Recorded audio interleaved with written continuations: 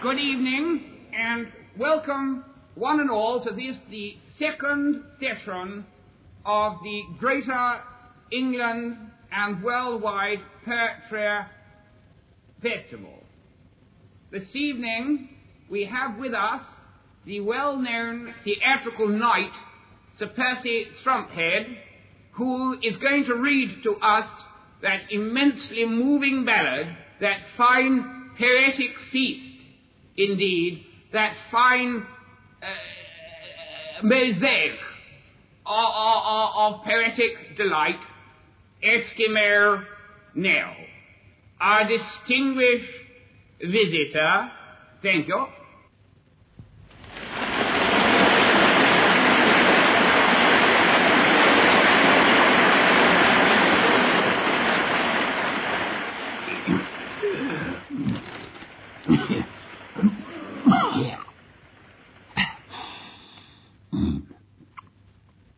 When men grow old and their balls grow cold and the tips of their knobs turn blue, when they're bent in the middle like a one-string fiddle, they can tell you a tale or two. Just buy me a drink and tip me a wink, and a tale to you I will tell of Dead-Eyed Dick and his muscular prick and a harlot called Eskimo Nell. When Dead-Eyed Dick and Mexican Pete went forth in search of fun, 'twas Dead-Eyed Dick who swung the prick and Mexican Pete the gun.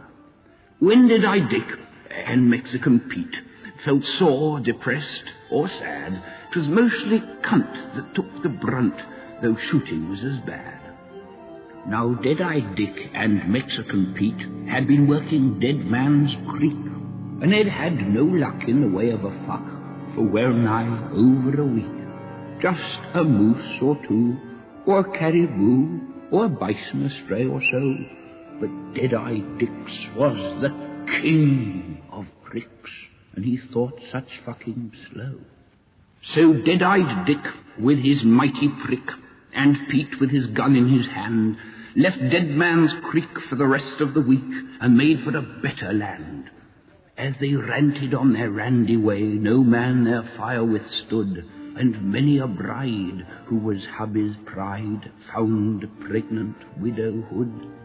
They hit the shores of the Rio Grande at the top of the blazing noon, and to slake their thirst and do their worst, they sought out Bad Mike's saloon.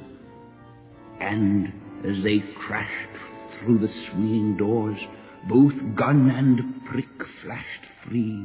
According to sex, you drunken wrecks, your drinks or your fucks with me. They know those tricks of Dead-Eyed Dicks from the Horn to Panama, so with nothing worse than a muttered curse, the Dagos sought the bar. The women all knew his playful way, Cape Cod to the Rio Grande, so 40 whores pulled down their drawers at Dead-Eyed Dick's command. Now, meanwhile, Dick was breathing quick, with lecherous snorts and grunts, as 40 arses came to view, not to mention 40 cunts. And you'll see, if you use your wits, my friend, and you're good at arithmetic, that 40 arses and 40 cunts mean also 80 tits. Now, 80 tits is a gladsome sight for a man with a mighty stand. It might be rare in Berkeley Square, but not in the Rio Grande. Now Dead-Eyed Dick had dipped his wick the last preceding night, but this he'd done by way of fun, just to whet his appetite. His phallic limb was in fighting trim. He backed and took a run. He made a jump at the nearest cunt and scored a bull in one.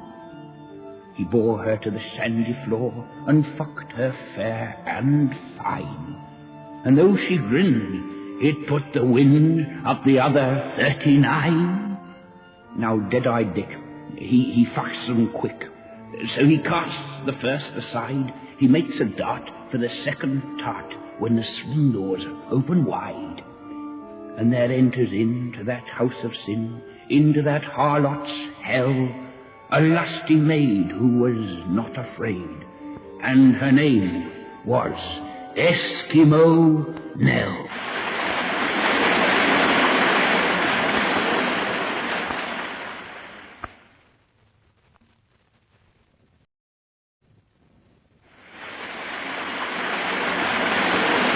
Now, Dead-Eye Dick had got his trick well into number 2 when Eskimo Nell lets out a yell and called to Dick, "Hi, you!" He gave a flick of his muscular prick, and the girl flew over his head.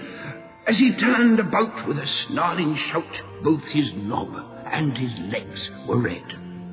With a lusty leer, he said, "Look here, just take your place in the queue. I've got to mate with 38 before I get to you." But Eskimo Nell, she stood it well, as she looked him between the eyes, and she gazed at his horn with fathomless scorn as it rose from his hairy thighs.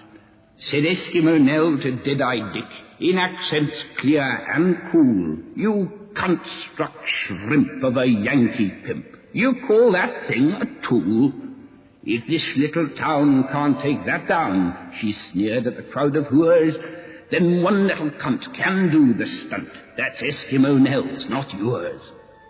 She blew a jet from her cigarette across his steaming knob, and so utterly beat was Mexican Pete that he clean forgot his job. She stripped her garments one by one with an air of conscious pride, and as she stood in her womanhood, they could see the great divide. She laid herself on a tabletop where someone had broken a glass. With a flick of her tits, she crushed it to bits twixt the cheeks of her mighty arse. She flexed her knees with supple ease and spread her legs apart, and with a nod to the randish sod, she gave him the cue to start. He winked his arsehole once or twice, and his balls increased in size, and his mighty prick grew twice as thick and nearly reached his eyes. He polished it up with alcohol to make it steaming hot, and to finish the job, he burnished the lot with a cayenne pepper pot. He didn't back, he didn't run, or take a flying leap.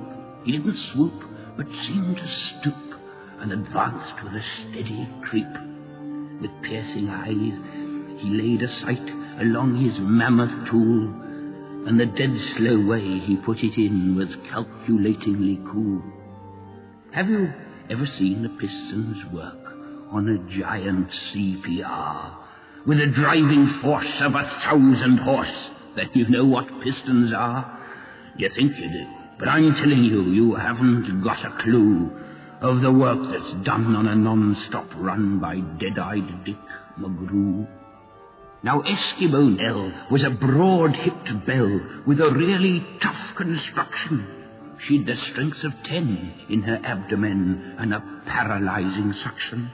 Amidships, she could stand the strain like the rush of a water closet, and she gripped his cock like a Chatwood lock in the National Safe Deposit.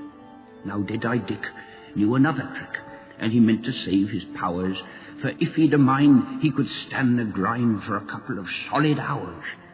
Nell lay for a while with a randy smile, till the throb of her cunt grew keener, then a raptured sigh, and she sucked him dry with the ease of a vacuum cleaner.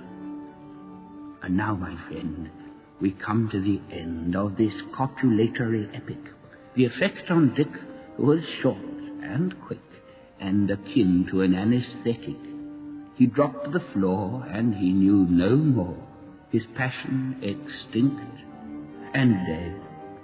And he didn't shout as his prick came out, though it nearly stripped the thread. When Mexican Pete saw Dick's defeat, he pulled a vengeful stunt. His long-nosed colt, with a tearing jolt, he rammed right up Nell's cunt. He sank it to the pistol grip and fired it twice times 3. But to his surprise, she closed her eyes and gasped in ecstasy. She leapt to her feet with a smile so sweet. "Bully for you!" she cried. "That pistol shot was the best of the lot. At last I am satisfied.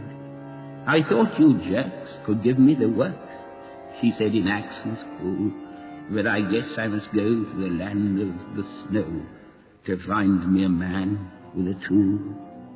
For I am going back to the frozen north, where the nights are 6 months long, where you get it in as hard as tin, and the ends are good and strong. Back to the land of the mighty stand, to a place where spunk is spunk, not a trickling stream of lukewarm cream, but a solid frozen chunk.